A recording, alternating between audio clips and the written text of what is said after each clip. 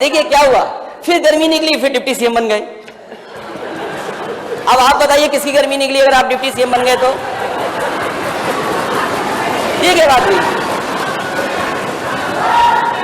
ये हार गए तो आप हारे कि नहीं हारे? हम तो स्वीकार करते, जो जनता ने का दावा करने वाले सतर्क पे रह गए और का दावा मैं नहीं कर रहा था, आप कर रहे थे। ठीक है, हम सतर्क पे रह गए, लेकिन आप पलट करके देखिए क्या बैलेट में हम लोग कितना जीते थे। आप मैं देखना अध्यक्ष महोदय मैं बैठ सकता हूं, अगर सरकार के लोग अपने बिजली के प्लांट के नाम बता दें किसने किस समय लगाया तो मैं अपना भाषण यहीं समाप्त कर दूंगा। जनता ने तो इनकी गर्मी निकाल दी थी जो बैठे हैं सामने।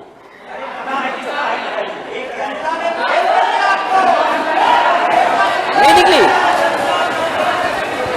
नहीं देखो, गर्मी गलत शब्द नहीं है, गर्मी गलत शब्द क्यों मानते हो इसको? अरे अब तो खुश रहिए। और देखिए क्या हुआ, फिर गर्मी निकली, फिर डिप्टी सीएम बन गए। अब आप बताइए किसकी गर्मी निकली अगर आप डिप्टी सीएम बन गए तो? ये क्या बात हुई? ये हार गए तो आप हारे कि नहीं हारे? महोदय सब नकार दिया अध्यक्ष महोदय, बोले मैं अभी बोलूंगा आपके। अब तो लगता है थोड़ी गर्मी निकली, अभी गर्मी और निकलनी बाकी है इनकी। पेश कर दोगे आप कुछ भी आगे पेश कर दोगे? 21-50 आप कुछ भी आगे पेश कर दोगे? नहीं कुछ भी आगे पेश कर दोगे आप? इनको कुछ भी आगे पेश कर दोगे आप? क्योंकि आधार पे पेश करेंगे। आप तथ्यों के आधार पेश करना, तथ्यों के आधार मैं टेबल कर दूंगा। मैं अध्यक्ष महोदय मैं जितने आंकड़े में टेबल पे कर दूंगा, और टेबल करने से कम माननीय मंत्री तक पहुंच जाएगी बात। मैं आपका दुख समझ रहा हूं कि ना आपने जनरेशन में काम किया, ना आपने ट्रांसमिशन में काम किया, ना आपने डिस्ट्रीब्यूशन में काम किया, और जो बैलेंस शीट खाली हो गई थी वो आज 70,000 करोड़ के घाटे में है। ये रटाया जाता है कि आपको यही बोलना है। आप बीजेपी के मुंह से सुनेंगे तो कहीं 4 डिस्ट्रिक्ट में बिजली जाती है बस। बिजली गई थी, सरकार की थोड़ी गर्मी निकल गई, और अपनी गर्मी निकालने के लिए कुछ अधिकारी सस्पेंड कर दिए, उनकी गर्मी निकाल दी शायद। गर्मी तो यही मालूम है, energy is neither created not destroyed, it can only be transformed और ट्रांसफर्ड। तो आपने एनर्जी निकाली, गुस्से में आप आते होंगे तो कहीं तो एनर्जी निकालेंगे आप। ये भी समाजवादी सरकार के प्रोजेक्ट थे, ये आपके प्रोजेक्ट नहीं थे नेता सदन। नहीं नेता सदन, ये प्रोजेक्ट आपके नहीं थे।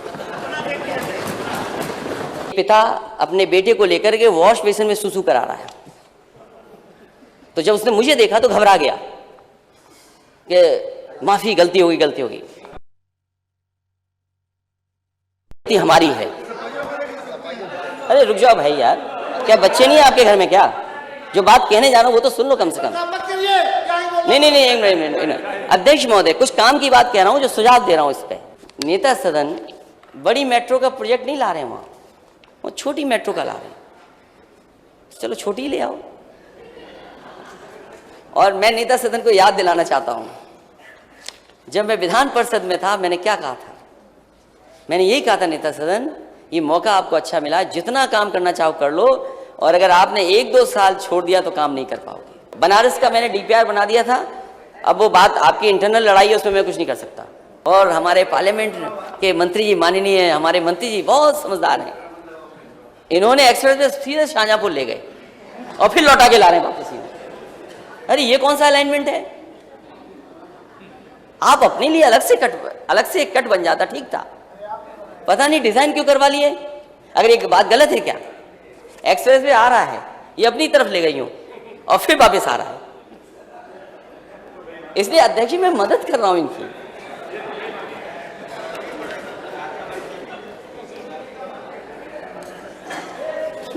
नहीं एक बात तो गलत नहीं होगी, उसमें आपका पैसा बच जाता, मैं ये बात कह रहा हूं। लेकिन हमारे माननीय सदस्य सीनियर हैं, वो नहीं पैसा बचने देंगे क्योंकि वित्त मंत्री हैं, और मुझे लगता है कि अगर वित्त मंत्री आप हैं और वित्त आपके पास है तो बड़ा दिल रखना और खुल करके सबको पैसा देना, हमारे माननीय सदस्यों को भी बहुत पैसा देना उनके क्षेत्र के विकास के लिए। मैं आपका दुख समझ रहा हूं कि ना आपने जनरेशन में काम किया, ना आपने ट्रांसमिशन में काम किया, ना आपने डिस्ट्रीब्यूशन में काम किया, और जो बैलेंस शीट खाली हो गई थी वो आज 70,000 करोड़ के घाटे में है।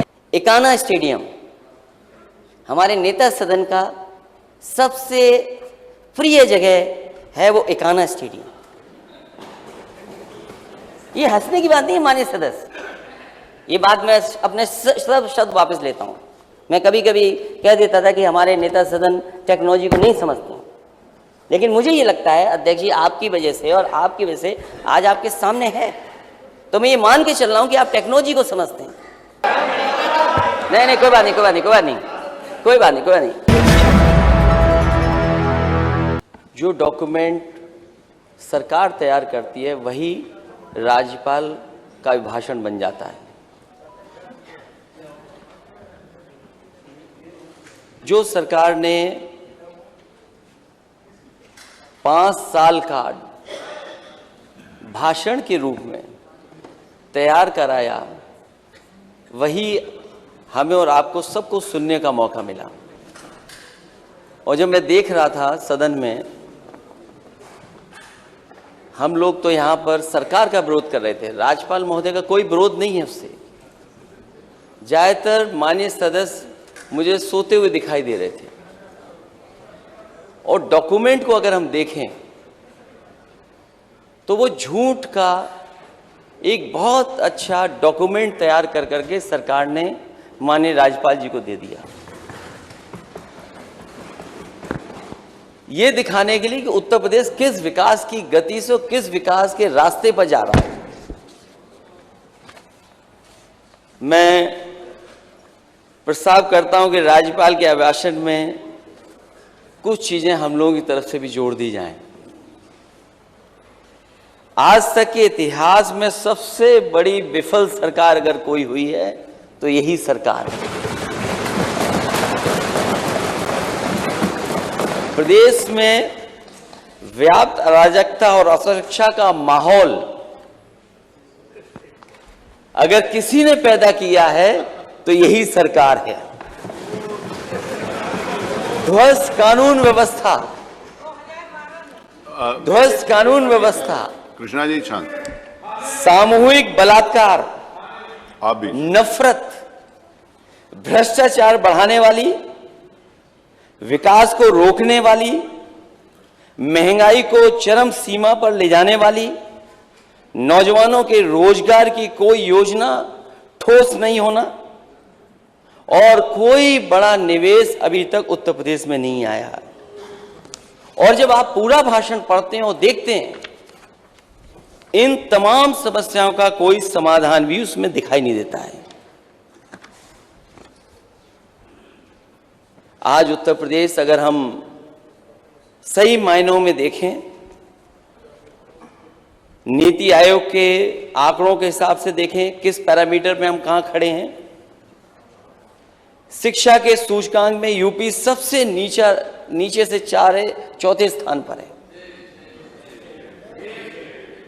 और ये मेरे आंकड़े नहीं है, ये हमारे माननीय सदस्य के किसी के आंकड़े नहीं है अध्यक्ष जी, ये नीति आयोग का आंकड़ा है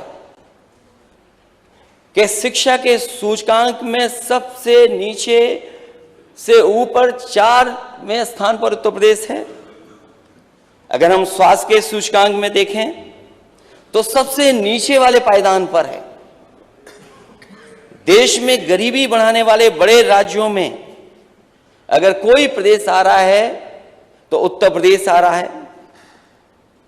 और केंद्र सरकार की रिपोर्ट में, ये हमारी रिपोर्ट नहीं है, ये केंद्र सरकार की रिपोर्ट है कि मिड डे मील योजना में घोटालों में यूपी सबसे आगे। इनोवेशन के मामले में देश का 16वां राज्य यूपी।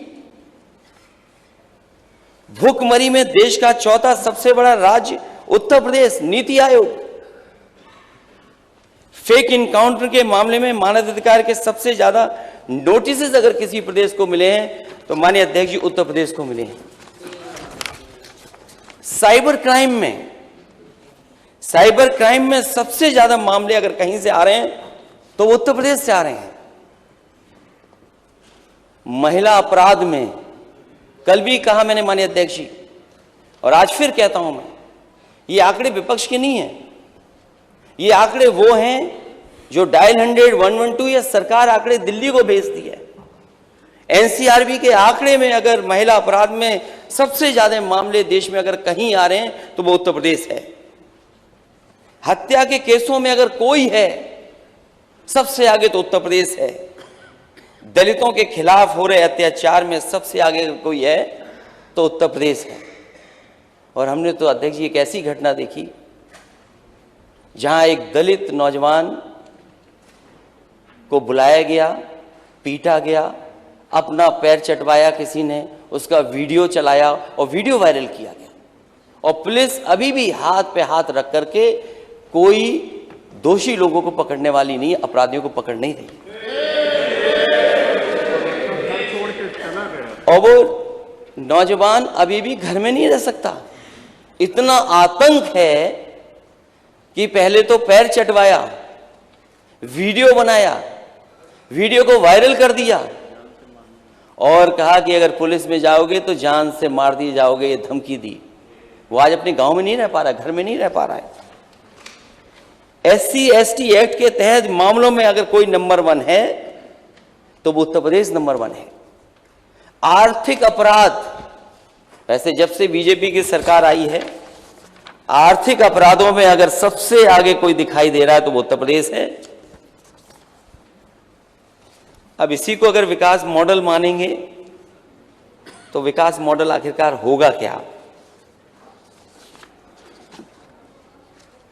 न केवल नीति आयोग के आंकड़े में, NCRB के डेटा में, बल्कि जो उत्तर प्रदेश का माहौल बनाया गया है, विकास नहीं, यहां सांप्रदायिकता को आगे बढ़ा रहे हैं। यहां पर पुलिस पे कोई अंकुश नहीं है, कोई अंकुश नहीं है।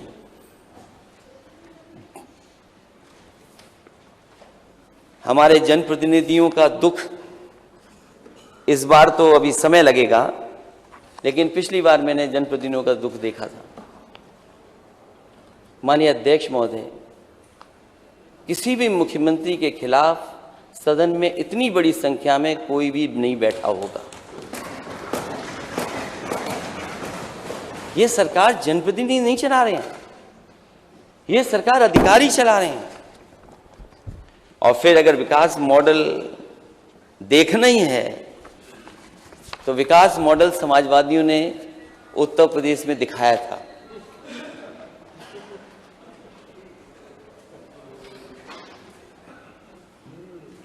अध्यक्ष महोदय, आप तो चल करके भी देखें,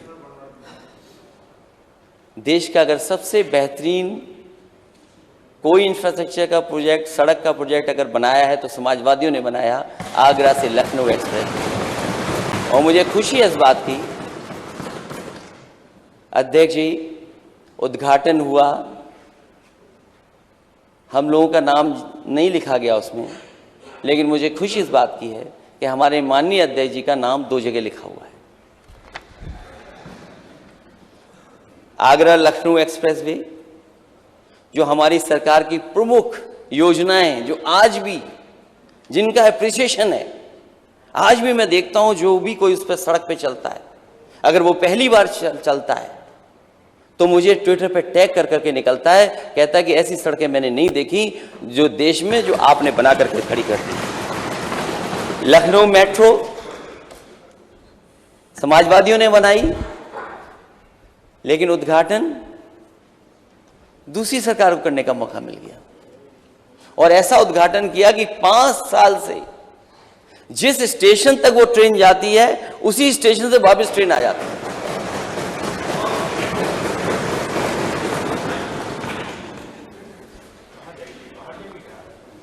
आगे बढ़ा दीजिए। ये माननीय सदस्य लगता मेट्रो के बारे में जानते नहीं है।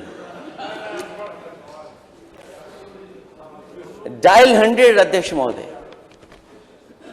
ये डायल 100, और मुझे याद है जिस समय डायल 100 में बना रहा था उस समय जो जानकारी हासिल हो रही थी,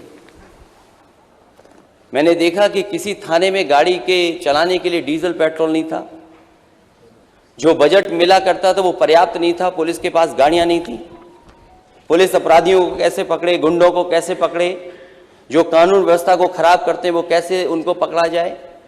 और आप पीछे मुड़ करके देखिए अध्यक्ष महोदय, मैं नेता सदन से कहूंगा, अभी तक शायद डायल 100 नहीं देखा, और मैं तो कहूंगा कि नेता सदन अपने सभी माननीय सदस्यों को लेकर के जाएं और देख करके आएं और कम से कम उसमें देखें कि क्या पुरानी सरकार करके गई है। अगर कोई कमी आपको दिखाई दे तो आप उस कमी को ठीक करिए, लेकिन कमी ठीक नहीं की गई।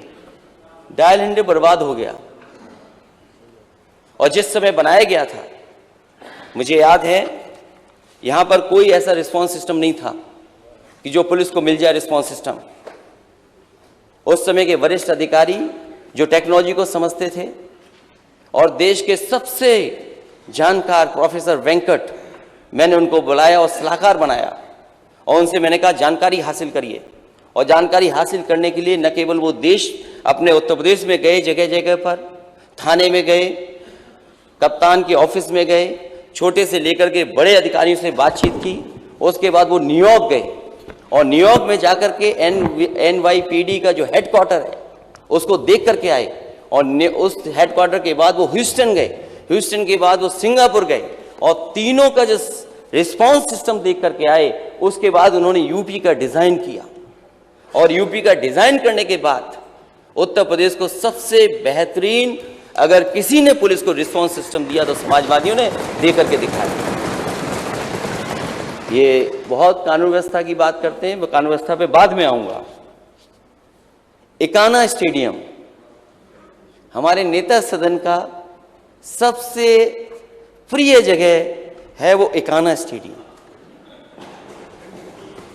ये हंसने की बात नहीं है माननीय सदस्य, वो बात मैं इसलिए कर रहा हूं कि जब कभी माननीय नेता सदन को किसी अच्छी जगह कार्यक्रम करना पड़ता है तो वो लखनऊ का स्वर्गीय अटल बिहारी वाजपेयी जी के नाम पर जो हो गया है, इकाना स्टेडियम में जाकर के उसी में कार्यक्रम करते हैं। देश के बेहतरीन खिलाड़ी, प्लेयर, ओलंपियंस, उनको अगर कहीं सम्मानित किया गया तो हमें खुशी इस बात की कि वही स्टेडियम में हुआ जो समाजवादियों ने बना करके खड़ा किया। और यही नहीं, हालांकि टेक्नोलॉजी अब नेता सदन जान गए 5 साल के अंदर। ये बात मैं अपने सब शब्द वापस लेता हूं। मैं कभी कभी कह देता था कि हमारे नेता सदन टेक्नोलॉजी को नहीं समझते, लेकिन मुझे ये लगता है अध्यक्ष जी, आपकी वजह से और आपकी वजह से आज आपके सामने है, तो मैं ये मान के चल रहा हूं कि आप टेक्नोलॉजी को समझते हैं। और जब सबसे बड़ा डिस्ट्रीब्यूशन करना था, लोगों को दिखाना था कि मैं सरकार में हूं और सरकार की तरफ से स्मार्टफोन दूंगा, लैपटॉप दूंगा, तो वही स्टेडियम में जाकर के नेता सदन ने बांटे। और हमें खुशी इस बात की भी है कि जब आपको शपथ लेने का मौका मिला तो आप पर कोई दूसरी जगह नहीं थी, आपको इकाना में ही जाना पड़ा। अपने काम तो नेता सदन कर लेते हैं, लेकिन अंतर्राष्ट्रीय मैच होने के लिए इजाजत नहीं देते। समाजवादी सरकार थी तो कानपुर में भी हुआ मैच इंटरनेशनल और लखनऊ में भी हुआ, लेकिन आपने ऐसा प्रिय बनाया उसको कि अब कोई इंटरनेशनल मैच नहीं होता। हमें उम्मीद है कि आने वाले समय में कोई ना कोई इंटरनेशनल मैच आप जरूर कराएंगे। जिनेश्वर पार्क, 4 लेन कनेक्टिविटी, और मुझे याद है मैंने कभी एक इकोनॉमिस्ट का पढ़ा था कि if you can double the speed you will triple the economy. और वो बात में जब सरकार में था तो लगातार इस बात को मैं कोट करता था कि अगर रफ्तार बढ़ा देंगे तो हमारी अर्थव्यवस्था बढ़ जाएगी। और इसीलिए आगरा लखनऊ एक्सप्रेसवे बना और समाजवादी पार्टी ने उस समय तय किया कि हमारे उत्तर प्रदेश के जितने भी जिला मुख्यालय होंगे उन जिला मुख्यालयों को 4 लेन से जोड़ने का काम भी समाजवादी सरकार ने होगा। और उसकी समाजवादी सरकार के 4 लेन कनेक्टिविटी की वजह से और NHAI की कनेक्टिविटी की वजह से उस समय 51 डिस्ट्रिक्ट्स को, हेडक्वार्टर्स को 4 लेन से कनेक्ट करने का काम शुरू हो गया था। लेकिन अगर माननीय राज्यपाल जी का भाषण पढ़ें तो शायद 4 लेन कनेक्टिविटी के बारे में, डिस्ट्रिक्ट हेडक्वार्टर को जोड़ने के बारे में कुछ नहीं है। बिजली उत्पादन को, क्योंकि जिस समय मैं सदन में आया था तो हमारे माननीय सदस्य बिजली के बारे में बोल रहे थे और वो कह रहे थे कि बिजली केवल कुछ जिलों में जाती थी, कुछ घरों में बिजली जाती थी। ये रटाया जाता है माननीय अध्यक्ष जी, ये रटाया जाता है कि आपको यही बोलना है। आप बीजेपी के मुंह से सुनेंगे तो कहेंगे 4 डिस्ट्रिक्ट में बिजली जाती है बस।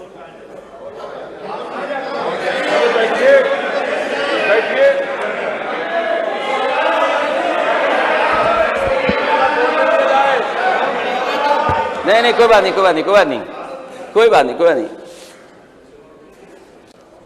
बिजली गई थी, सरकार की थोड़ी गर्मी निकल गई और अपनी गर्मी निकालने के लिए कुछ अधिकारी सस्पेंड कर दिए, उनकी गर्मी निकाल दी शायद।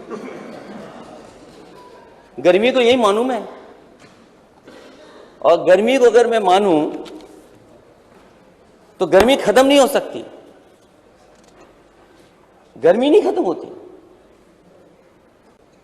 मान लीजिए बनारस का चुनाव था, एमएलसी का चुनाव हुआ, बीजेपी ने अपना प्रत्याशी उतारा, वहां निर्दलीय जीत गया, वहां बीजेपी की गर्मी निकल गई।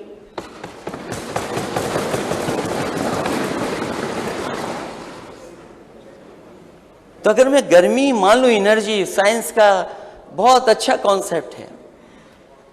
Energy is neither created not destroyed, it can only be transformed और ट्रांसफर्ड। तो आपने एनर्जी निकाली, गुस्से में आप आते होंगे तो कहीं तो एनर्जी निकालेंगे आप। जहां तक बिजली उत्पादन का है सवाल, मैं माननीय सदस्य कहूंगा जब जवाब दें तो वो बताएं अपने 5 साल में कौन सा बिजली का एक कारखाना लगाया, ये बताएं हमें। और मैं on the floor of house कह रहा हूं अध्यक्ष महोदय, मैं सरकार से कहना चाहता हूं, पूछना चाहता हूं कि 5 साल पहले और आपके 5 साल में उत्तर प्रदेश को कितनी बिजली बढ़ाई है। अगर बिजली पर पीछे मुड़ करके देखेंगे तो हमें तो एक एक बिजली का प्लांट याद है कहां पर लगवाया है, शायद सरकार के लोग नहीं बता पाएंगे। और अगर आप में देखना अध्यक्ष महोदय, मैं बैठ सकता हूं, अगर सरकार के लोग अपने बिजली के प्लांट के नाम बता दें किसने किस समय लगाया, तो मैं अपना भाषण यहीं समाप्त कर दूंगा। और अगर बिजली ठीक थी इनकी, अगर इनकी बिजली ठीक थी तो इन्हें बिजली मंत्री क्यों हटाने पड़ गए। और मैं यूं कहूं कि इनकी गर्मी निकाल दी इन्होंने। भाई मंत्री हटने से ही गर्मी निकली, ये खराब शब्द नहीं है, अब अच्छा शब्द हो गया। ये शब्द कौन इस्तेमाल कर रहा है, वहीं से एनर्जी पता लग रही है। उत्तर प्रदेश में जिस समय सरकार में मैं आया, हालांकि पुरानी बहुजन समाज पार्टी सरकार के समय एमओयू था ललितपुर के पावर प्लांट का, उस समय सबसे बड़ी किल्लत थी बिजली की। इसी हाउस में हम लोगों ने प्रस्ताव पास कर करके उसको आगे बढ़ाया। वो 3x660 super critical thermal plant बन रहा है। अभी तो मुझे पता नहीं, एक यूनिट बन करके तैयार है, दूसरी यूनिट कब बनी होगी, सरकार ने बनाई कि नहीं बनाई। आपके हरदोगंज का प्लांट अगर किसी ने दिया है, माननीय मुख्यमंत्री जी वहां गए थे नेता सदन, शायद उनको बताया गया होगा कि पुरानी सरकार की योजना थी, पुरानी सरकार ने ये खड़ा किया बनाकर। एनटीपीसी के बहुत सारे पावर प्लांट बंद पड़े थे, जिन पर बहुत सारे लैंड एक्विजिशन को लेकर के बहुत सारे इश्यूज थे।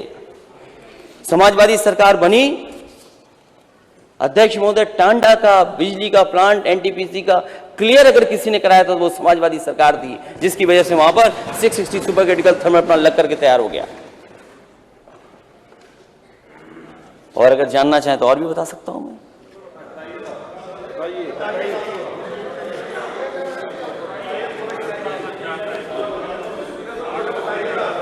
(108) 102 एम्बुलेंस। अध्यक्ष महोदय कल खबर आ रही है कि एम्बुलेंस में आग लग गई और एक मरीज था, कौन था, एक उसमें जान चली गई उसकी। ये मेंटेनेंस है सरकार का। अगर 108 में 102 में जो हमारी इमरजेंसी सर्विस है उसकी हालत क्या कर दी। उनके 9,000 ड्राइवर हैं जो कोरोना के समय पर काम कर रहे थे।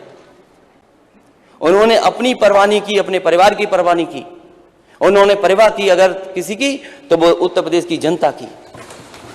वो 108 रोके नहीं, लेकिन आज पता लगा कि सब ड्राइवर हटा दिए गए हैं। पता लगा है कि रात में चलती नहीं एम्बुलेंस। मैं ये सरकार से जानना चाहता हूं कि कम से कम 5 साल में आपने एम्बुलेंस कितनी बढ़ाई? Cancer hospital, cancer research institute, Lucknow में बेहतरीन कैंसर रिसर्च इंस्टीट्यूट बना है, और वो ऐसा इंस्टीट्यूट था कि अगर बंद करके चालू हो जाता, तैयार हो जाता और चालू कर देती सरकार, तो हमारे उत्तर प्रदेश के गरीबों को बंबई, गरीबों को दिल्ली नहीं जाना पड़ता, यहीं पर इलाज हो जाता। उसमें बेहतरीन से बेहतरीन मशीनें हैं, अच्छे से अच्छा इंफ्रास्ट्रक्चर क्रिएट किया, लेकिन सरकार का पता नहीं क्या किया सरकार ने। कैंसर हॉस्पिटल वैसा का वैसा ही है। प्राइवेट में इन्वेस्टमेंट के लिए मेदांता अस्पताल आया, नोएडा, ग्रेटर नोएडा में मेट्रो आई, समाजवादी पेंशन बड़े पैमाने पे महिलाओं को देते थे, 45 लाख से 50 लाख तक लेकर के गए। मुझे नहीं पता है माननीय अध्यक्ष महोदय, सरकार ने अगर कहीं लैपटॉप डिस्ट्रीब्यूशन किया भी होगा, लेकिन उत्तर प्रदेश में समाजवादी सरकार ने वर्ल्ड क्लास बच्चों को पढ़ने के लिए लैपटॉप देने का भी काम किया। कामधेनु डेयरी योजना चलाई, लेकिन इस सरकार ने उस पर भी ध्यान नहीं दिया, वो भी लगभग बंद हो गई हैं। पूर्वांचल एक्सप्रेसवे और कानपुर मेट्रो, जिसका श्रेय भाजपा सरकार ले रही है, ये भी समाजवादी सरकार के प्रोजेक्ट थे। ये आपके प्रोजेक्ट नहीं थे नेता सदन, नहीं नेता सदन, ये प्रोजेक्ट आपके नहीं थे, ये समाजवादी सरकार के दिए हुए। और पूर्वांचल का इसलिए दिया था, हमारे माननीय सदस्य यहाँ बैठे होंगे पूर्वांचल एक्सप्रेस वे के आसपास और उस इलाके से जुड़ने वाले लोग, और हमारे साथ मंत्री भी थे, कुछ लोग मंत्री भी थे। उन्हें याद होगा, बजट दिया गया, अलाइनमेंट दिया गया, डिजाइन किया गया, और इसी विधानसभा के सामने उसका शिलान्यास हुआ। लैंड एक्विजिशन हो गई और किसानों से करार हो गया, सहमति बन गई कि जमीन देने के लिए तैयार थे किसान।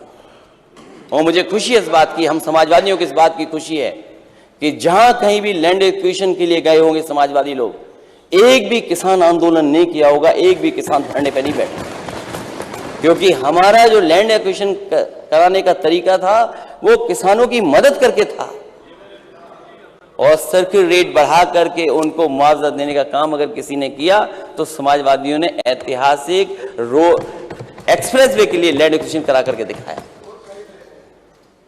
अगर पूर्वांचल एक्सप्रेसवे समाजवादियों का नहीं था तो किसका था? आप और बना देते ऐसा एक्सप्रेसवे जहां पे हवाई जहाज उतर जाते। अगर समाजवादियों ने न बनाया होता तो शायद देश के प्रधानमंत्री सड़क पर नहीं उतर पाते। अगर वो डिजाइन किसी की थी, वो समाजवादियों की डिजाइन थी।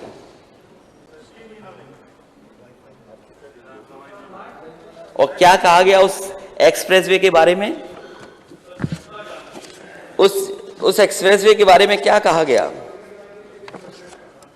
उस एक्सप्रेसवे के बारे में कहा गया कि ये तो बहुत महंगा एक्सप्रेसवे है, लेकिन सिक्योरिटी स्टैंडर्ड से किसने खिलवाड़ की है? जो इंडियन रोड कांग्रेस कहती है। इंडियन रोड कांग्रेस ने जो मापदंड बनाए हैं एक्सप्रेसवे बनाने के, वो मापदंड क्या कहते हैं? इस सरकार ने मापदंडों को बदल करके, मानकों को बदल करके उसकी राइडिंग क्वालिटी खराब कर दी। मैं समझता हूं नेता सदन उस पर नहीं चले होंगे, उद्घाटन के समय पे ही चले, उसके बाद नहीं चले आप। और यहां पर बहुत सारे माननीय सदस्य हैं जो आगरा लखनऊ एक्सप्रेसवे पे चले होंगे। हमें जो आगे दिखाई दे रहे हैं वो तो चले हैं, और मैं जानता हूं कि 2 घंटे में आप आ जाते होंगे या 2.5 घंटे में। नहीं, माननीय सदस्य का बहुत करीब में है, 2.5 घंटे में आ जाते हैं। मैं इस बात को कहना इसलिए चाहता हूं कि आगरा लखनऊ एक्सप्रेसवे बना और समाजवादी पूर्वांचल एक्सप्रेसवे बना, जिसका समाजवादी शब्द हटा दिया, पूर्वांचल एक्सप्रेसवे है। और राइडिंग क्वालिटी आप देख लो, आप इस पे भी चलिए और जो सदस्य हैं उस पे भी चल के देख लीजिए। जिस रफ्तार से इस पे चलते हैं, अगर उसी रफ्तार पे इस पे चलेंगे आप, तो हो सकता है आपका पेट दर्द हो जाए और हो सकता है कमर आपको दिखानी पड़ जाए। राइडिंग क्वालिटी क्या बनाई आपने? राइडिंग क्वालिटी क्या है? और सेफ्टी के साथ खिलवाड़ हुई है। हम अपने पूर्वांचल के तमाम माननीय सदस्यों को कहना चाहता हूं, जिस समय डिजाइन किया गया था ये पूर्वांचल एक्सप्रेसवे, उस समय आगरा लखनऊ से बेहतर ये डिजाइन हुआ था और इसका मीडियन 12 मीटर था। मैं तो नेता सदन से कहूंगा कि वो डॉक्यूमेंट देखें और जो डॉक्यूमेंट बदला गया, मीडियन कितना था उसके अंदर, बताओ 12 मीटर मीडियन था कि नहीं था? क्योंकि आपको पुरानी सरकार को कहना था कि ये सरकार तो खराब वाली सरकार है, खराब काम करती है। देखो, वो जनता वाली बात मत करो, इसलिए मत करो, इसलिए मत करो, इसलिए मत करो, इसलिए मत करो, इसलिए मत करो। एक मिनट, वो मैं कहने जा रहा हूं ना, कहने जा रहा हूं। मैं कहना, अध्यक्ष महोदय, जनता ने तो इनकी गर्मी निकाल दी थी जो बैठे हैं सामने।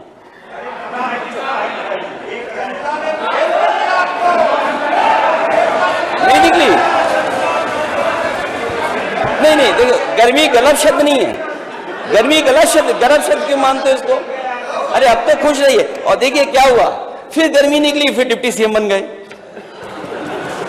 अब आप बताइए किसकी गर्मी निकली अगर आप डिप्टी सीएम बन गए तो? ये क्या बात हुई?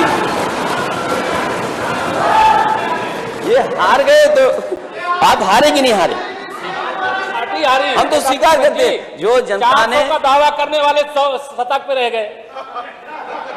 और का दावा मैं नहीं कर रहा था, आप कर रहे थे। ठीक है, हम शतक पे रह गए, लेकिन आप पलट करके देखिए, क्या बैलेट में हम लोग कितना जीते थे? बैलेट में कितना जीते थे? और दुनिया में कितने देशों में ईवीएम से वोट पड़ता है, ये भी बता दो माननीय सदस्य आप। बताइए दुनिया में। आप माननीय नेता प्रतिपक्ष, माननीय अध्यक्ष जी, नेता प्रतिपक्ष जी अगर उत्तर जानना चाहते हैं, बैलेट से पेपर जब 2012 का चुनाव हुआ था तो ईवीएम से हुआ था, तब अच्छे हो गए। मतलब असत्य बोल करके, जनता के बीच में ऐसी बातें रख करके 300 यूनिट बिजली फ्री देंगे, सब नकार दिया। अध्यक्ष महोदय बोले, मैं अभी बोलूंगा आपके। अब तो लगता है थोड़ी गर्मी निकली, अभी गर्मी और निकलनी बाकी है इनकी।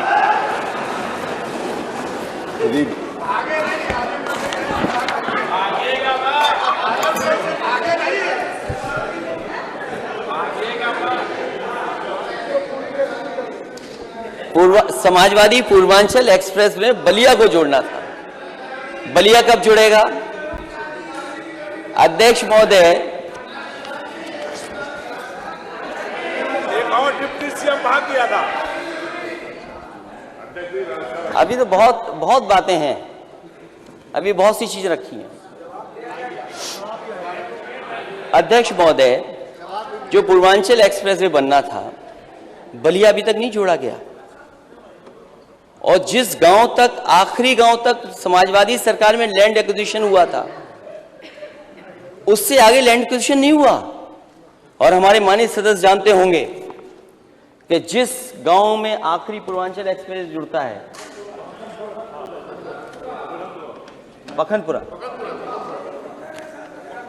पखनपुरा ग्राम सभा के आगे नहीं गया पूर्वांचल एक्सप्रेस वे। मैंने एक अधिकारी से पूछा कि आखिरकार ये एक्सप्रेस वे अगर बिहार चला जाता तो न केवल यूपी की कनेक्टिविटी बढ़ती, बल्कि बिहार और बंगाल से जो लोग आ रहे हैं उनकी कनेक्टिविटी बढ़ जाती, और तो न केवल उत्तर प्रदेश को उसका लाभ मिलता, बल्कि देश की अर्थव्यवस्था को लाभ मिलता। लेकिन 5 साल नेता सदन, आपको किसी ने नहीं बताया कि बिहार से भी जुड़ सकती सड़क, या गाजीपुर हाजीपुर वाले एक्सप्रेसवे से जुड़ सकती है। अगर ये डिजाइन आपने किया होता तो आप शायद लैंड एक्विजिशन आगे भी करते।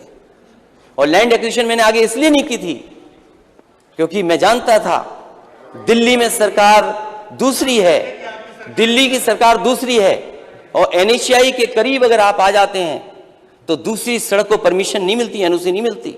हो सकता था कि दिल्ली वाले NOC न देते और उलझा देते, इसलिए उतने 12-18 किलोमीटर मैंने छोड़ दिया। लेकिन 5 साल गुजर गए, न बलिया जुड़ा न बिहार जुड़ा, और टोल लगा दिया उस पर। थोड़ी रफ्तार से चलोगे तो पेट दर्द होगा और कमर दर्द होगी। सोचिए आप। और शौचालय की कहीं जगह नहीं। अरे आपका तो प्रिय काम है शौचालय बनाना, आप शौचालय क्यों नहीं बनाए? मैं कई बार गया हूं, आजमगढ़ गया हूं, और मुझे खुशी है इस बात की कि जिस समय एक्सप्रेसवे मैंने दिया था, न गाजीपुर की जनता ने मांगा था, न आजमगढ़ की जनता ने मांगा था, लेकिन हमारा लगाव पूर्वांचल से था, और पूर्वांचल और आजमगढ़ को अपना घर मानते थे, इसलिए एक्सप्रेसवे दिया था मैंने। हमारे घोषणा पत्र में नहीं था, लेकिन दिया हम लोगों ने। वहां शौचालय कोई जगह नहीं, कोई चाय पीना चाहे वो नहीं।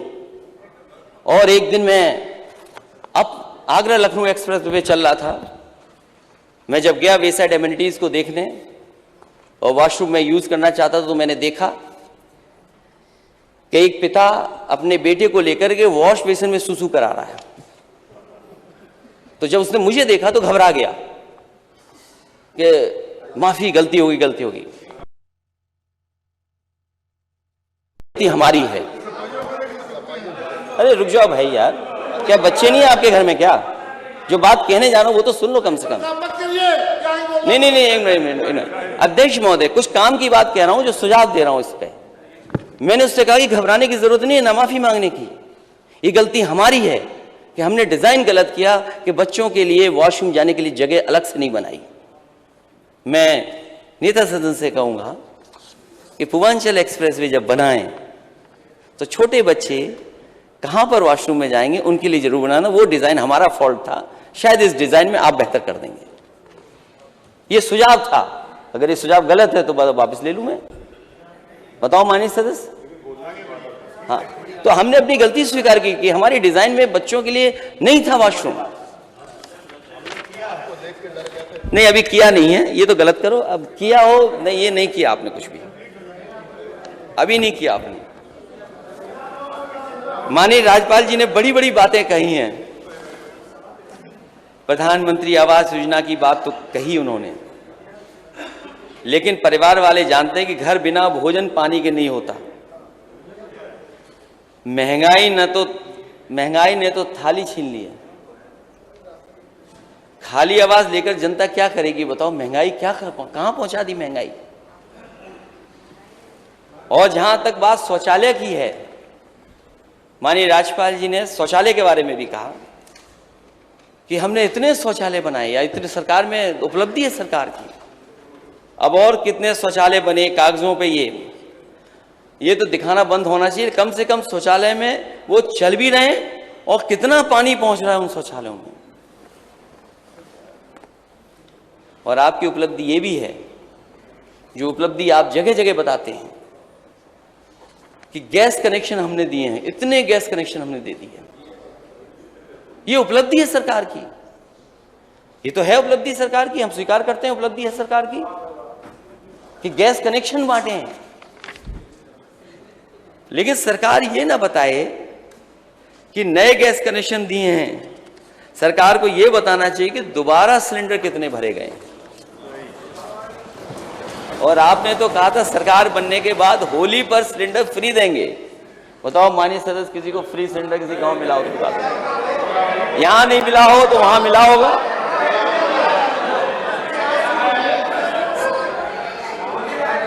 केवल उन्हीं लोगों के लिए था जिन लोगों को उज्ज्वला गैस में कनेक्शन मिला। ये योजना वही है माननीय मंत्री। देखिए माननीय मंत्री ठीक है, कहा गया। माननीय मंत्री जी, आप भी कोई और दूसरे कनेक्शन नहीं बताते हो, आप केवल उज्ज्वला वाले कनेक्शन बताते हो। दूसरे कोई कनेक्शन बताते हो तो बता दो हमें। तो उज्ज्वला कनेक्शन है ना, उज्ज्वला योजना के बाद। तो माननीय सदस्य जब इतना बता रहे हो तो माननीय सदस्य ये भी बताना कि दोबारा कितने लोगों ने भरवाया है।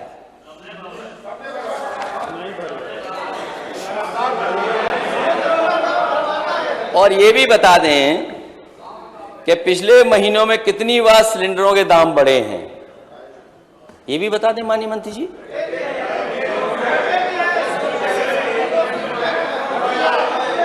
माननीय मंत्री जी ये भी बता दें सिलेंडर की कीमत कितनी बढ़ी है।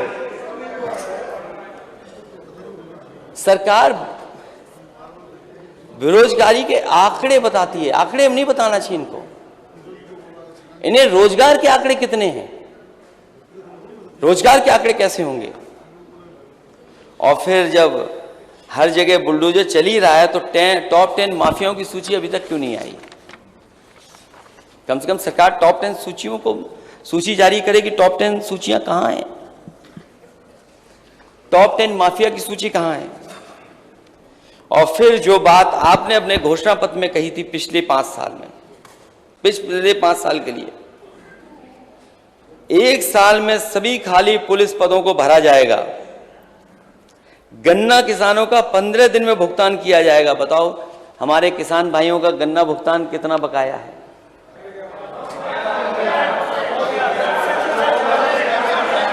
आप तो बोलोगे हो गया है, अभी आंकड़े दूंगा मैं, अभी मैं पढ़ूंगा उसको भी, अगर आप चाहें तो मैं पढ़ दूं। आपके सरकारी ही के अभी बकाया है। और 2022 तक किसानों की आय दोगुनी हो जाएगी। माननीय अध्यक्ष महोदय, आय दोगुनी कब हो गई? किसान भाइयों की आय दोगुनी कहां हो गई?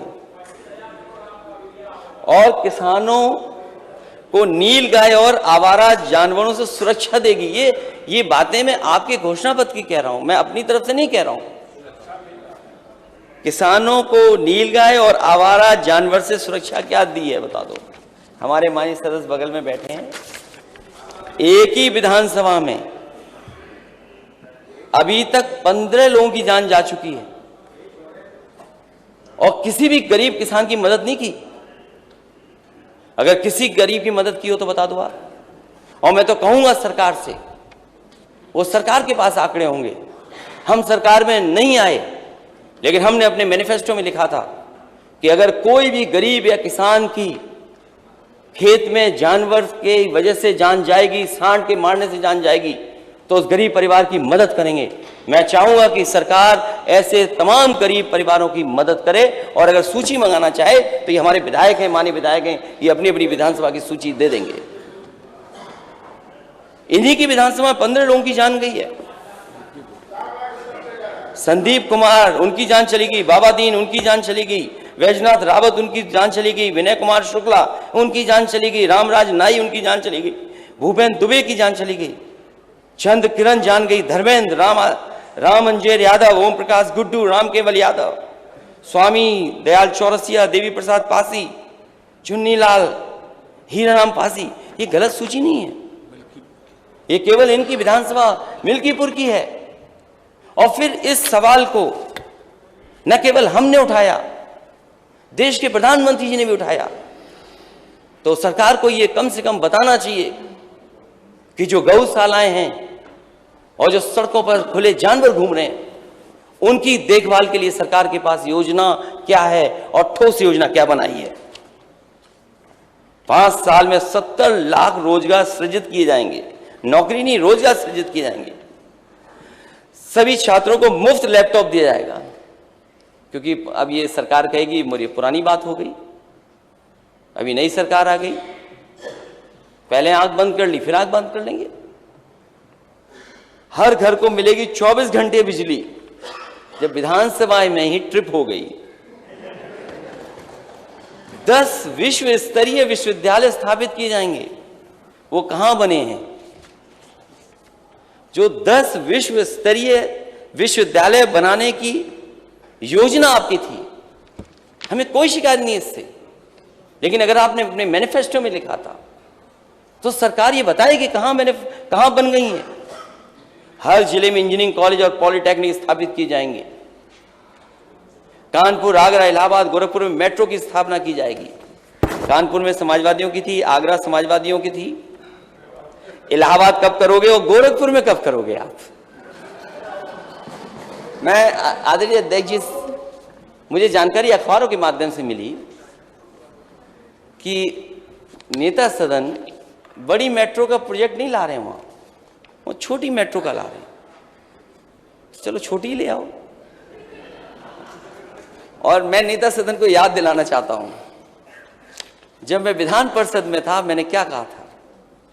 मैंने यही कहा था, नेता सदन ये मौका आपको अच्छा मिला है, जितना काम करना चाहो कर लो, और अगर आपने 1-2 साल छोड़ दिया तो काम नहीं कर पाओगे।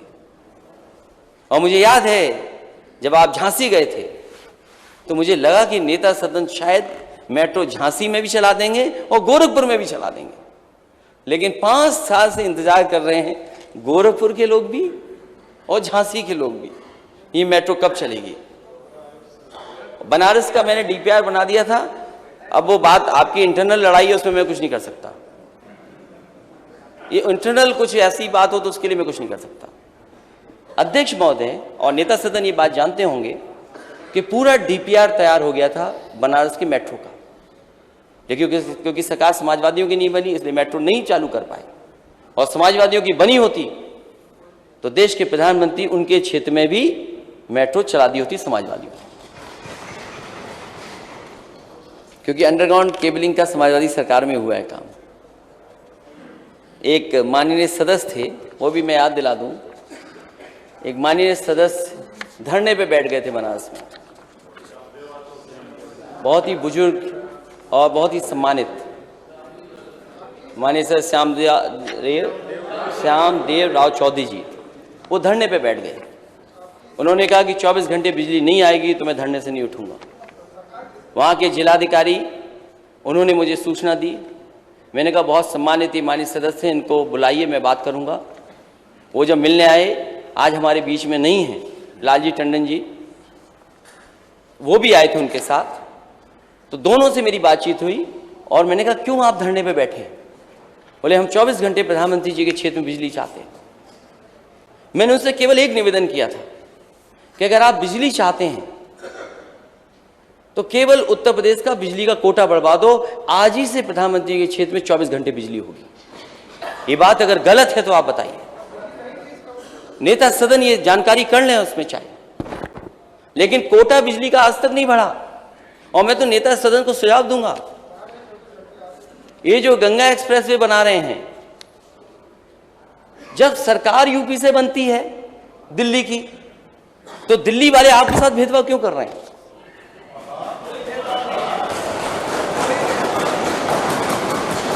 देश में एक एक्सप्रेसवे बन रहा है बंबई से लेकर के, हमें कोई शिकायत नहीं दे, एक्सप्रेसवे देश में बनने चाहिए और ये जरूरी है, क्योंकि आज के समय पर अगर ऐसा इंफ्रास्ट्रक्चर नहीं होगा तो हम ग्रोथ क्या दिखाएंगे। अगर हमें ग्रोथ चाहिए, नौजवानों को नौकरी चाहिए, तो शायद हमें वैसे इंफ्रास्ट्रक्चर चाहिए होगा। तो मुंबई से लेकर के बहुत बड़ा एक्सप्रेसवे बन रहा है, दिल्ली मुंबई एक्सप्रेसवे, उसके लिए तो दिल्ली पैसा दे रहा है, ये मैं मदद कर रहा हूं। आप भी गंगा एक्सप्रेसवे के लिए दिल्ली से पैसा लीजिए, क्यों नहीं लेते हैं आप? अगर 1 लाख करोड़ रुपया वहां मिल सकता है तो 50,000 करोड़ क्या उत्तर प्रदेश की जनता के लिए नहीं मिल सकता क्या? और हम तो कहेंगे आपसे कि वो दूरी मत काटो उसकी, उससे और शहर जोड़ दो। और हमारे पार्लियामेंट के मंत्री जी, माननीय हमारे मंत्री जी बहुत समझदार हैं, इन्होंने एक्सप्रेसवे सीधे शाहजहांपुर ले गए और फिर लौटा के ला रहे हैं वापस। अरे ये कौन सा अलाइनमेंट है? आप अपने लिए अलग से एक कट बन जाता, ठीक था, पता नहीं डिजाइन क्यों करवा लिए। अगर एक बात गलत है क्या? एक्सप्रेसवे आ रहा है, ये अपनी तरफ ले गई हूं और फिर वापस आ रहा है, इसलिए अध्यक्ष जी मैं मदद कर रहा हूं इनकी।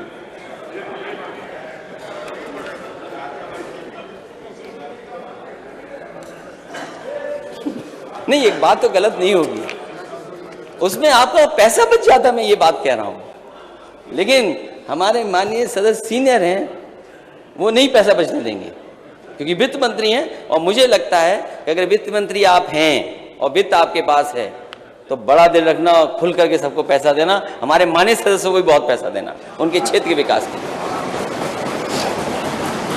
प्रदेश में 6 एम्स की स्थापना की जाएगी।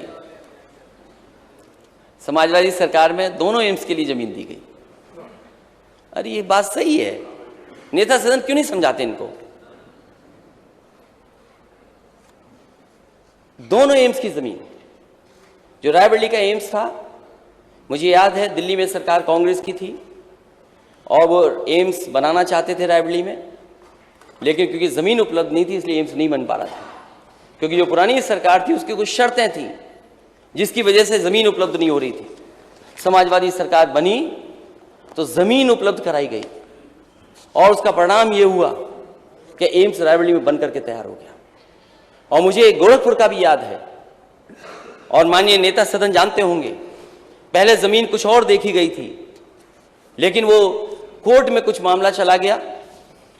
मैं सरकार में था तो लोगों ने बताया मुझे कि जो कोर्ट में गए वो बीजेपी के लोग हैं।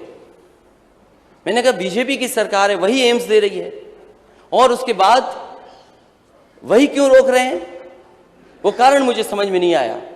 तभी मुझे दिल्ली से चिट्ठी मिली, और दिल्ली से चिट्ठी ये आई थी और जानकारी ये मिली थी कि अगर आप एम्स के लिए ज़मीन सरकार नहीं देगी तो ये एम्स कहीं और चला जाएगा।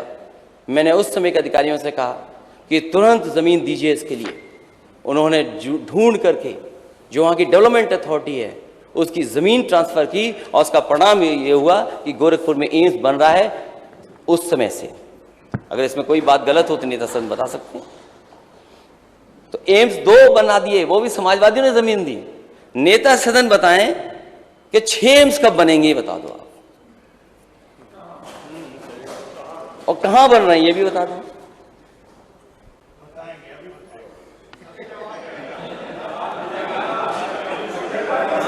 और डॉक्टरों के सब पद खाली हैं। नहीं वो बताएंगे, इसलिए ये बात, ये गलत बात नहीं है, बताएंगे। वो जानते हैं कि सच क्या है, क्योंकि सच बता दिया गया, पोल खुल गई है कि समाजवादियों ने जमीन दी थी दोनों की, तो इसलिए वो बता रहे हैं कि बताएंगे। तो अच्छी बात है, बताएंगे। तो हम तो चाहते हैं कि 6 एम्स बने यूपी में, ये कोई गलत बात थोड़ी है। और जो जीडीपी रही है वो, उसके बारे में क्या इन्वेस्टमेंट आया आपकी सरकार में? मैं जीडीपी के बारे में कह दूं एक बार, जो आंकड़े बताते हैं, आपकी सरकार में समाजवादियों की सरकार से भी नीचे एक जीडीपी है। अब वो बहाना कोरोना का भी लिया जा सकता है कि 2 साल कोरोना था, लेकिन कोरोना के साल को हटा दें हम, उसके बाद भी ऑन रिकॉर्ड जो आरबीआई का डेटा है उसमें समाजवादियों की सरकार के जो जीडीपी था, ग्रोथ रेट, उसका मुकाबला नहीं कर सकती है सरकार।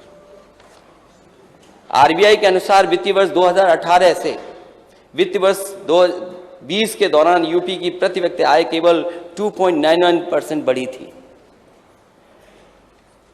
यह इसी अवधि के दौरान राष्ट्रीय औसत 4.6% से बहुत कम है, और वित्तीय वर्ष 2013 से वित्तीय वर्ष 2017 के बीच समाजवादी पार्टी सरकार के दौरान दर्ज की गई 5% विकास दर से भी बहुत कम है।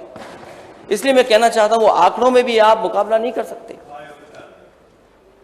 मैं ये भी जोड़ना चाहता हूं,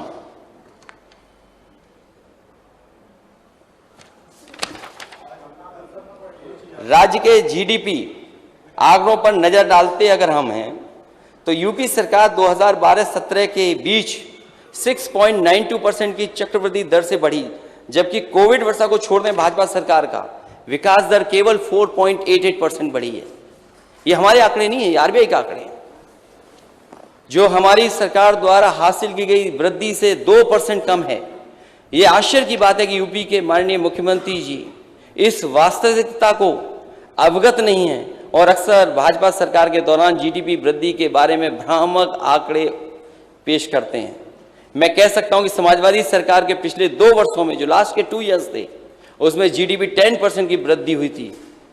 मैं जोड़ना चाहूंगा कि यूपी ने कोविड की शुरुआत में पहले भाजपा सरकार के पहले 3 वर्षों के दौरान 33 राज्य और केंद्र से दूसरे सबसे कम आर्थिक वृद्धि दर्ज हुई। आजा पढ़ा वो मान ले, ठीक है। ये जीएसडीपी के कहाँ के आंकड़े हैं? आरबीआई के आंकड़े हैं, और आप मंगा लेना, आपका विभाग है। मैं तो चाहूंगा महालेखाकार के आंकड़े देख लीजिए, जो सीएजी है, सीएजी के आंकड़े देख, ऑडिट के सीएजी की बात नहीं कर रहा हूं मैं। इसमें माननीय मंत्री जी से कहूंगा 1247 थी जीएसडीपी, 1247 से आज हम 1940 पर हैं, और हमारा जो 22-23 आ रहा है वो कुछ भी आंकड़े पेश कर दोगे आप कुछ भी आंकड़े पेश कर दोगे 21-50 आप कुछ भी आंकड़े पेश कर दोगे नहीं कुछ भी आंकड़े पेश कर दोगे आप। इनको कुछ भी आंकड़े पेश कर दोगे आप? क्योंकि आधार पे पेश करेंगे। आप तथ्यों के आधार पेश करना, तथ्यों के आधार मैं टेबल कर दूंगा। मैं अध्यक्ष महोदय, मैं जितने आंकड़े में टेबल पे कर दूंगा, और टेबल करने से कम माननीय मंत्री तक पहुंच जाएगी बात।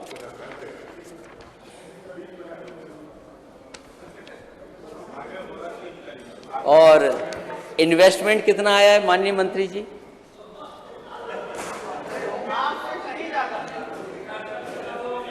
अध्यक्ष महोदय, सरकार ने कई इन्वेस्टमेंट मीट की हैं, और इन्वेस्टमेंट मीट के बहाने देश दुनिया के जो उद्योगपति थे, कारोबारी थे, उनको बुला करके कम से कम यहाँ पर कारोबार लग जाए, उद्योग लग जाए, उत्तर प्रदेश बढ़े, यहाँ के नौजवानों को नौकरी रोजगार मिल जाए। एमओयू तो हुए, एमओयू तो जाने कितने हो गए, लेकिन जमीन पर क्या उतरा? कम से कम सरकार बताए कि उनकी इंडस्ट्रियल पॉलिसी से कुछ इन्वेस्टमेंट आया है, या पुरानी सरकार की इंडस्ट्रियल पॉलिसी की वजह से इन्वेस्टमेंट आया है। ये तो ठीक है सवाल, माननीय मंत्री जी, ये सवाल तो ठीक है ना? ना ना ना, ना फिर गलत क्या? माननीय अध्यक्ष महोदय, जो इन्वेस्टमेंट मीट हुई, जो दावे किए गए, जो एमओयू साइन हुए, जो सरकार बता रही है, हमें जमीन पर बताए वो इन्वेस्टमेंट कहां आए,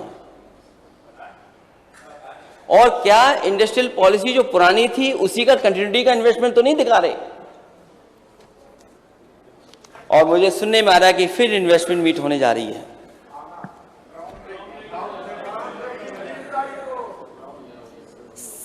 मैं बिजली के बारे में जानकारी दे दूं, बिजली की एक भी यूनिट पैदा नहीं की भारतीय जनता पार्टी की सरकार ने 5 साल में, पिछले में। और इस क्षेत्र में सारा काम समाजवादी सरकार में 2012-2017 के बीच में, और कुछ इंस्टॉल कैपेसिटी दोगुनी की गई, 780 मेगावाट, 7,800 लगभग मेगावाट की जनरेशन थी, उसको 15,000 मेगावाट करने का काम अगर किसी ने किया है तो समाजवादी सरकार ने किया है। और जहां 56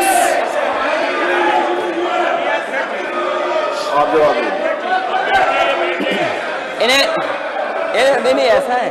अरे अध्यक्ष महोदय, नहीं मैं बोलूंगा, अध्यक्ष महोदय, अध्यक्ष महोदय, अध्यक्ष महोदय, अध्यक्ष महोदय, अध्यक्ष महोदय, मैं आपका दुख समझ सकता हूं, मैं आपका दुख समझ सकता हूं।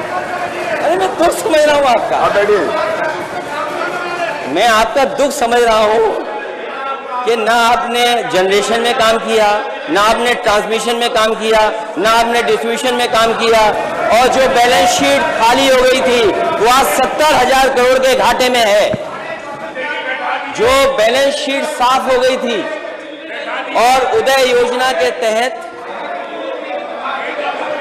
अरे मेरे नंबर बढ़ाने से आप मंत्री थोड़ी बन जाओगे। अच्छा, मेरे बढ़ाने से कोई मंत्री बन जाएंगे? उसका जवाब आएगा, उसका जवाब दिया जाएगा, समय से जवाब दीजिए, आप जवाब दीजिएगा, आप जवाब दे दीजिएगा, आपका जब आपको बुलाएंगे आप जवाब देंगे। मैंने पूछा, मैंने बोल दिया जिस समय जवाब दे देंगे। श्रीकांत जी आप जवाब दीजिए, बैठो। और न केवल अध्यक्ष महोदय, 7,800 मेगावाट की कैपेसिटी से दुगना कर दिया, 15,000 मेगावाट उत्पादन बढ़ा। राज्य उत्पादन स्टेशनों में क्षमता वृद्धि द्वारा रिकॉर्ड उत्पादन किया गया था, और जो मई 2012 के प्रतिदिन 56 मिलियन यूनिट को बढ़ा करके 2016 में प्रतिदिन 100 मिलियन यूनिट उत्पन्न कराने का काम भी समाजवादी सरकार में हुआ। और अनपारा डी 2 into 500 मेगावाट, परीक्षा 2 into 250 मेगावाट, हरदोगंज अगर किसी ने बनाए हैं तो समाजवादी सरकार में बन करके तैयार हुए हैं। और रोजा का भी माननीय मंत्री जानते होंगे, रोजा भी नेताजी के समय पे बना था।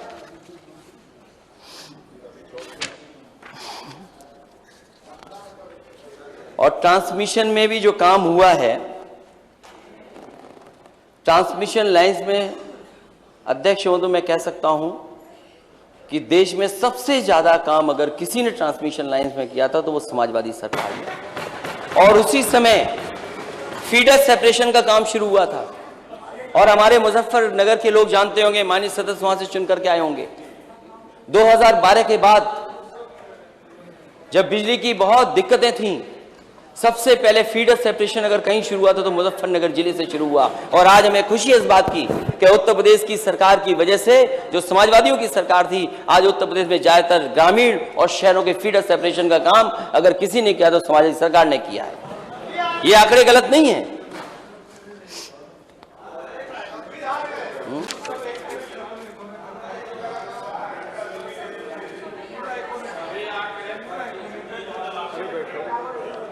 अध्यक्ष महोदय,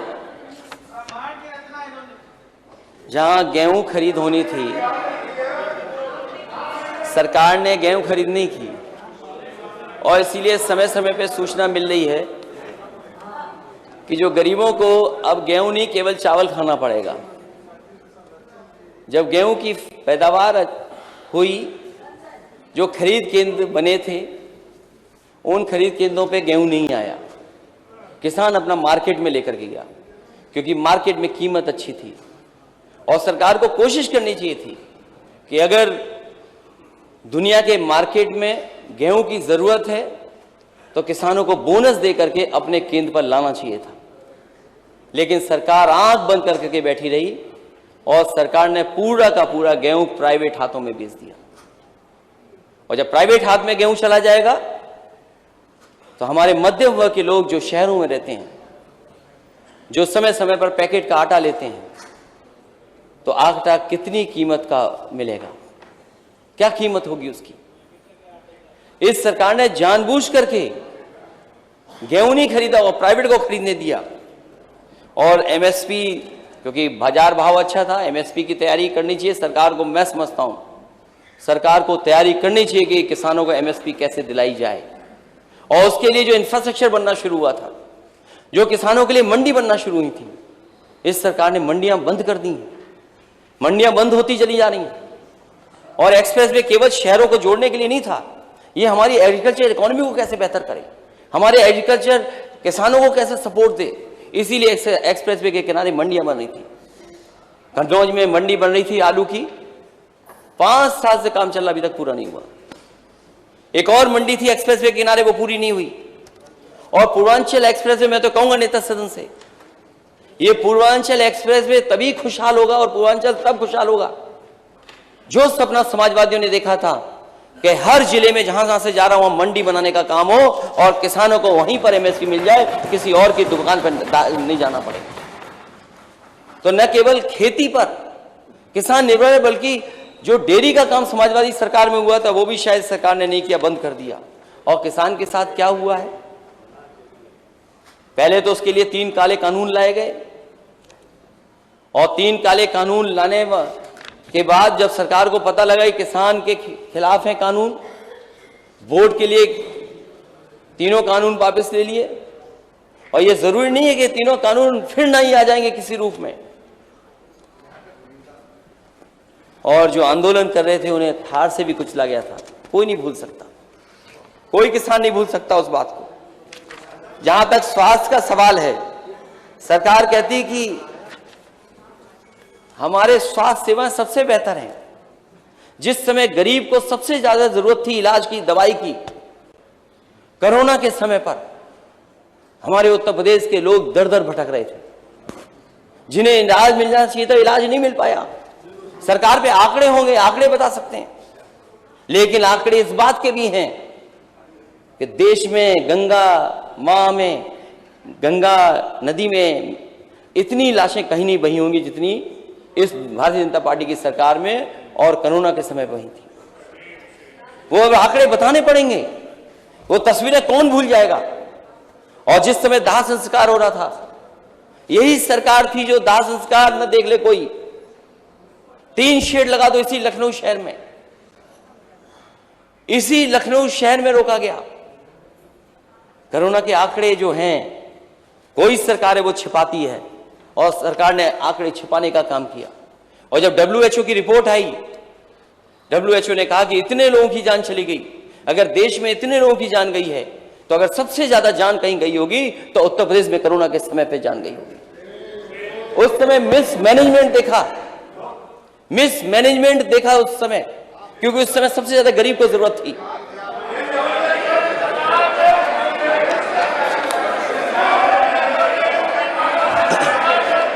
और 5 साल बाद नए उप मुख्यमंत्री, डिप्टी सीएम अस्पताल में जब जाते हैं तो वो कहते हैं मैं शर्मिंदा हूं व्यवस्था को देख करके। सोचिए 5 साल का आपका कार्यकाल, और डिप्टी सीएम जब हॉस्पिटल देखने जाएं तो हॉस्पिटल में व्यवस्था देख करके क्या कहते हैं, मैं शर्मिंदा हूं ऐसी व्यवस्था को देख करके। आप सोचिए लखनऊ के अस्पतालों की ओपीडी क्या है, चाहे कोई अस्पताल उठा करके देख लीजिए आप, लंबी सूची है। क्योंकि इसलिए लंबी सूची है, लंबी लंबी लाइनें इसलिए हैं क्योंकि आप जिलों में इलाज नहीं दे पा रहे हैं, इसलिए बड़े बड़े अस्पतालों में गरीब भाग करके जा रहा है इलाज कराने के लिए। और इलाज कोई सस्ता नहीं हो रहा, न दवाई मिल रही है, न इलाज के लिए कोई सुविधा है। जो जांचें फ्री थी गरीबों की, वो जांचें नहीं हो रही हैं अब। जांच जो पर्चा फ्री था वो पर्चा फ्री नहीं है अब। और सरकार दावा करती है कि हम इतने मेडिकल कॉलेज बना रहे हैं। सरकार बताइए ये मेडिकल कॉलेज बनाना किसने शुरू किया था? इस योजना के माध्यम से सबसे पहला मेडिकल कॉलेज कहां पर शिलान्यास हुआ था? शायद नेता सदन के बगल में बैठे हुए माननीय मंत्री जानते होंगे कि जो पहला मेडिकल कॉलेज का शिलान्यास हुआ था वो शाहजहांपुर में हुआ था। और मुझे याद है क्योंकि मुझे 2 सरकारों के बीच में काम करने का मौका मिला। जिस समय देश के स्वास्थ्य मंत्री गुलाम नबी आजाद जी थे, उस समय योजना आई थी कि डिस्ट्रिक्ट हॉस्पिटलों को कैसे मेडिकल कॉलेजेस में कन्वर्ट किया जाए। वो आए थे, उसके बाद उनकी सरकार चली गई, दूसरी सरकार आई। आज जो आपके प्रदेश के अध्यक्ष हैं वो उस समय मंत्री थे इस विभाग के, और उन्होंने कहा कि उत्तर प्रदेश में भी हम इस योजना को लागू करना चाहते हैं। मैंने कहा हमारा पूरा सहयोग होगा, और समाजवादी सरकार में पूरा सहयोग दिया गया। डिस्ट्रिक्ट हॉस्पिटल को मेडिकल कॉलेज बनाने के लिए सबसे पहला शिलान्यास अगर कहीं हुआ था तो शाहजहांपुर में हुआ था। मैं और स्वास्थ्य मंत्री दोनों गए थे, वहां पर शिलान्यास कर करके आए थे। दूसरा फिरोजाबाद में हुआ, फिर फैजाबाद में बना, अयोध्या में, और बहराइच में भी बना। मैं ये जानना चाहता हूं, मेडिकल कॉलेज की बिल्डिंगें तो खड़ी कर दी आपने, और जो समाजवादियों ने सरकार में बने थे मेडिकल कॉलेज, वो किस स्थान पर है, किस स्थिति में, ये बताएं। जो समाजवादी सरकार में मेडिकल कॉलेज बने थे उनमें भी पर्याप्त इंफ्रास्ट्रक्चर नहीं है। जो प्रोफेसर्स होने चाहिए, डॉक्टर्स होने चाहिए, जो टेक्निकल स्टाफ होना चाहिए, वो नहीं उपलब्ध करा पा रही है सरकार। वो केवल आधुनिक ढांचे तैयार कर दिए हैं सरकार ने, वो अस्पताल नहीं है। अभी मैं हाल में सिद्धार्थनगर के मेडिकल कॉलेज के बगल से निकल करके गया था, मैंने जानकारी की कि कितना क्या चल रहा है यहां पर। बस बताया गया ढांचा बना है, यहां कोई बहुत ज्यादा इलाज नहीं हो पा रहा है। तो अगर केवल बिल्डिंग बना देंगे, बिल्डिंग बनाने को आप मेडिकल कॉलेज बोल देंगे, शायद मेडिकल कॉलेज वो नहीं है जहां बच्चों को अच्छी पढ़ाई मिल सके, पूरा स्टाफ हो, जो आपके गाइडलाइन के मानक के तहत जो स्टाफ हो वो हो, तब शायद मेडिकल कॉलेज चलेगा। और मैं तो ये भी कहूंगा कि देश के प्रधानमंत्री जी ने इसी लोक भवन के सामने जो समाजवादियों ने बनाया लोक भवन, उस लोक भवन के सामने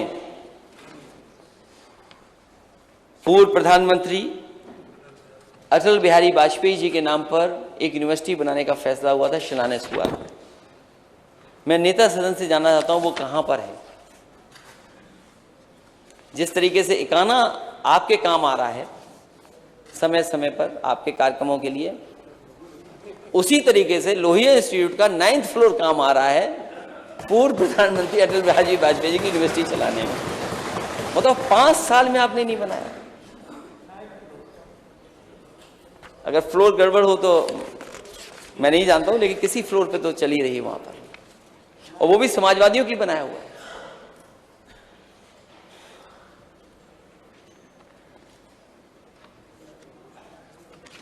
ये सरकार सबका साथ, सबका विकास और सबका विश्वास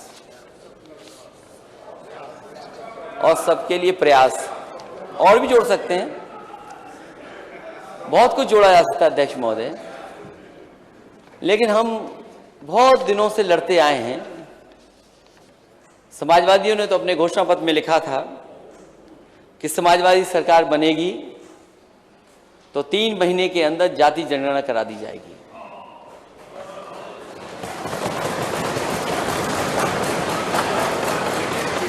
नेता सदन हम पे बहुत आरोप लगते हैं, जाने किस किस तरह के आरोप लगाए जाते हैं कि हम जातिवादी हैं, हम एक ही समाज के बारे में सोचते हैं।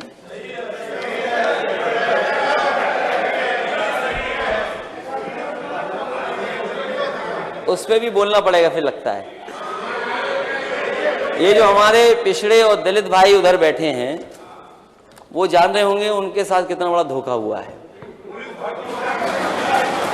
कितना बड़ा धोखा हुआ होगा। इसलिए अध्यक्ष महोदय हम जाति करना चाहता हूं।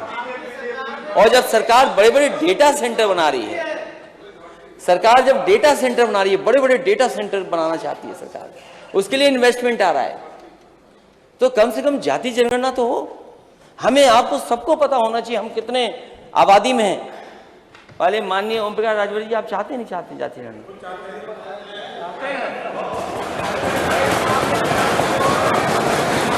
यहां सदन में बैठे लोग सब चाहते हैं। वो हमारा उनका है मसला। तो जो यूनिवर्सिटी बननी थी अटल बिहारी वाजपेयी जी के नाम पर, वो बताइए 5 साल में नहीं बनी। और ये दावा कर रहे हैं कितने मेडिकल कॉलेज बना दिए, और वो भी जगह कहां पाए हैं जो समाजवादियों ने चक गजरिया सिटी बनाई थी उसी में पाए हैं। आप नई जगह नहीं ढूंढ पाए। और मैं तो चाहता हूं, क्योंकि वो हमारे गांव के पास के थे, तो अगर एक यूनिवर्सिटी यहां बना रहे हो तो एक यूनिवर्सिटी बटेश्वर में भी बना दो आप, और बनाना चाहिए आपको। क्योंकि अगर उनका सम्मान करना है तो केवल स्टेडियम का नाम बदलने से सम्मान नहीं होगा। एक अगर लखनऊ में आप यूनिवर्सिटी बना रहे हैं तो एक बटेश्वर में भी आप यूनिवर्सिटी बना देंगे तो बड़ा सम्मान होगा उनका। इसलिए अध्यक्ष महोदय, मैं ये वाली देखिए, वो वाली देखिए, वो थोड़ा गड़बड़ है। अच्छा, मतलब एक बार रुक के दोबारा चालू। अच्छा, मैं तो अध्यक्ष महोदय मेरी गलती हुई, मैं कागज देख करके इसी को टाइम देख रहा था। नहीं, इसको नहीं। मैं चाहता था कि 45 मिनट बोलूं, लेकिन अभी तो 1 घंटा हो गया। अच्छा, तो माननीय अध्यक्ष महोदय, 1 घंटा हो गया, 1 घंटा हुआ। मैं चाहूंगा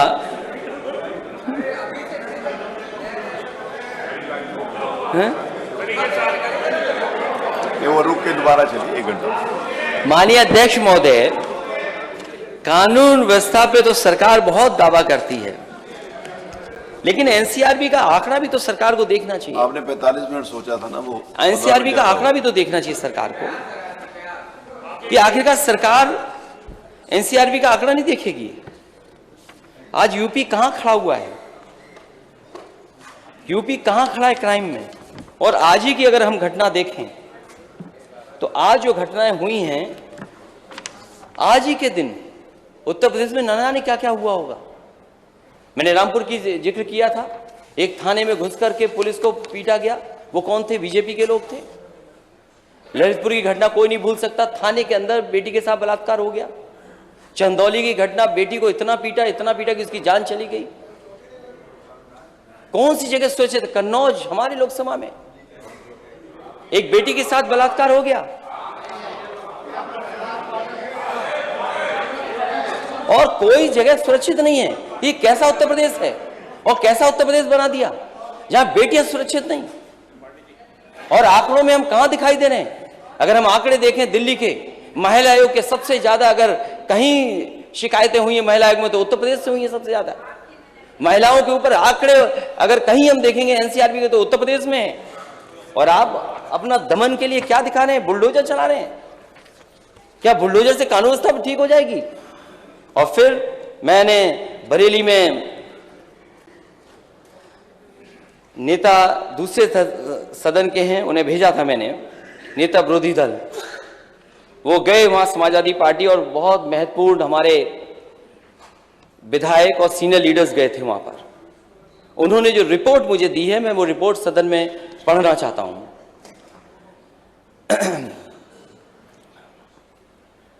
10 बजे ये प्रतिनिधिमंडल पहुंचा, शहर के गणमान्य लोगों से मिला और उन्होंने अवगत कराया कि समाजवादी पार्टी के विधायक सहजुल इस्लाम के पेट्रोल पंप को विपक्ष में दहशत फैलाने व डराने के इरादे से गिराया गया है, क्योंकि सहजुल इस्लाम जी पेट्रोल पंप चलाने के लिए सरकारी सभी प्रकार की एनओसी हासिल करके सरकारी कंपनी का पेट्रोल पंप चलाया था। इसके साथ ही 10 लाख रुपए अग्रिम जमा करके बरेली विकास प्राधिकरण से नक्शा आदि पास कराने के बार बार अनुरोध किया गया था, परंतु अनुरोध के बाद भी बरेली विकास प्राधिकरण द्वारा नक्शा आदि पास नहीं किया गया और कहा गया कि बरेली के सभी पेट्रोल पंप ऐसे ही चल रहे हैं, आप भी चलाइए, बाद में नक्शा पास कर दिया जाएगा। लेकिन फिर भी विधायक सिराजुल इस्लाम द्वारा पेट्रोल पंप पर कोई भी कंक्रीट का निर्माण नहीं किया गया था और ना ही कोई दीवार व लिंटर बनाया गया था। कार्यालय आदि व सब टेम्परेरी था। बरेली में 80% पेट्रोल पंप इसी प्रकार से चल रहे हैं, किसी के विरुद्ध कोई कार्रवाई नहीं हुई है। लेकिन विपक्षी दल के विधायक को डराने के लिए सहजुल इस्लाम का नियम विरुद्ध बरेली प्राधिकरण ने सरकार की मंशा के अनुरूप पूरी तरह से पेट्रोल पंप को धराशायी कर दिया गया है, जिसमें करोड़ों रुपए का नुकसान हुआ है, जो पूरे प्रतिनिधिमंडल ने स्थानीय निरीक्षण में देखा। इसके साथ ही इसके 2 किलोमीटर आगे भाजपा नेता का पेट्रोल पंप था, जो भारी अनियमितताओं के साथ बना है, उसको केवल सील किया गया है। स्थानीय नागरिकों ने बताया कि बरेली विकास प्राधिकरण भ्रष्टाचार का अड्डा बन गया। खैर, मैं आपसे नेता सदन ये कहना चाहता हूँ, नियम सबके लिए बराबर है, कानून सबके लिए बराबर है। अगर कोई गलत करता है, कानून के अंदर कार्रवाई होनी चाहिए, लेकिन ये तरीका नहीं होना चाहिए नेता सदन। और हमने तो बहुत करीब से देखा है, हमारी पार्टी के वरिष्ठ नेता मोहम्मद आजम खान साहब, कितने मुकदमे उन पे लगे। शायद पॉलिटिकल कैरियर में अध्यक्ष महोदय, पॉलिटिकल कैरियर में अध्यक्ष महोदय इतने मुकदमे किसी पॉलिटिकल लीडर पे नहीं लगे होंगे जितने लगाए गए। और ये लगे नहीं, लगाए गए हैं। जिस समय वहां पर मुकदमे लिखाए जा रहे थे, मैंने उन लोगों से बात की जो मुकदमे लिखाने जा रहे थे। मैंने उनसे पूछा कि आखिरकार तुम क्यों मुकदमा लिखा रहे हो। उन्होंने कहा कि हम पे इतना दबाव है कि जिसकी हम कल्पना नहीं कर सकते, और अगर हम मुकदमा नहीं लिखाएंगे तो हम जेल भेज दी जाएंगे। सो सोचिए, सरकार ये कर रही है। सरकार को न्याय दिलाने का काम करना चाहिए, निष्पक्ष होकर के काम करना चाहिए, लेकिन सरकार दबाव बना करके मुकदमा लिखा रही। वहां के जो जिलाधिकारी महोदय थे, मैं उन्हें अच्छी तरह जानता हूं, क्योंकि वो उनको जब उत्तर प्रदेश कैडर में आना था, तो उत्तर प्रदेश में कैडर में लाने के लिए उस समय समाजवादी सरकार ने ही काम किया था। मैंने उनसे खुद फोन पे बात की और मैंने उनसे कहा कि ये बहुत समाज के लिए काम कर रहे हैं, कोई अपने लिए काम नहीं कर रहे हैं। अगर यूनिवर्सिटी बनाई है तो समाज के लिए बनाई है, उन्होंने अपने लिए यूनिवर्सिटी नहीं बनाई है। और वो इस पीढ़ी के लिए तो है ही है, लेकिन आने वाली पीढ़ी के लिए यूनिवर्सिटी बन रही है। आप क्यों उनके खिलाफ कार्रवाई कर रहे हो? नहीं करनी चाहिए आपको कार्रवाई। लेकिन जिलाधिकारी का जिस तरीके का बातचीत थी, मुझे लगा कि किसी दबाव में वो काम कर रहे हैं। मैंने उनसे कहा कि आपको उत्तर प्रदेश में लाने का काम समाजी सरकार में हुआ था, लेकिन हमने आपसे कभी कोई गैर कानूनी काम नहीं कराया होगा, कभी दबाव नहीं बनाया होगा।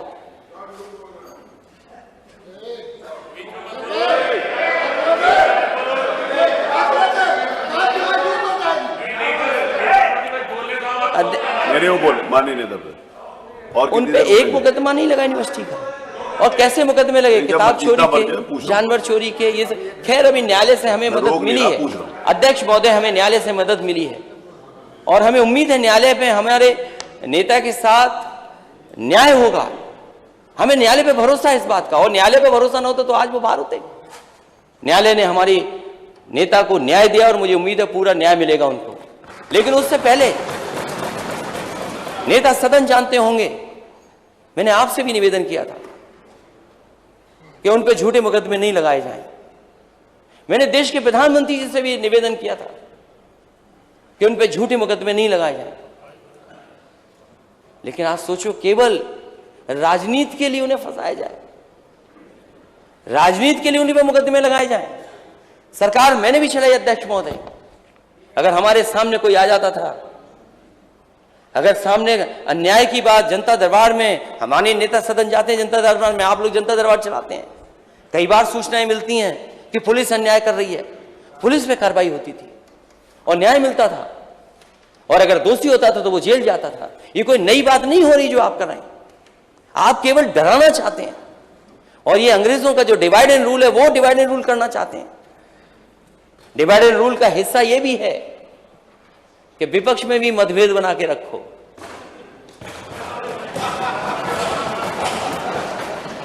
केवल जाति और धर्म का डिवाइड एंड रूल नहीं है,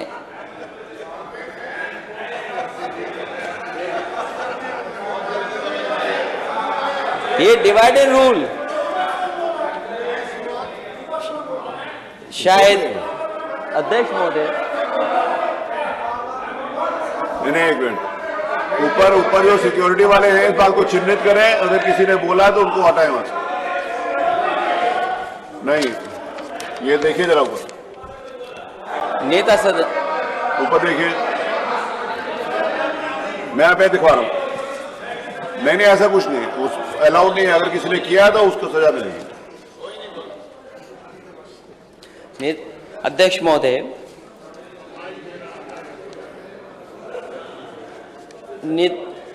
आदरणीय अध्यक्ष महोदय, केवल इसलिए मुकदमे उन पर हैं कि उन्होंने यूनिवर्सिटी बनाई है, और यूनिवर्सिटी बनाना कोई गलत नहीं काम है। और अगर सरकारी जमीनें देखनी हो तो उत्तर प्रदेश में मैं चाहता हूं कि नेता सदन जिनने भी सरकारी जमीनें कब्जा की उनकी सबकी खाली कराइए। क्यों नहीं खाली कराते हैं आप?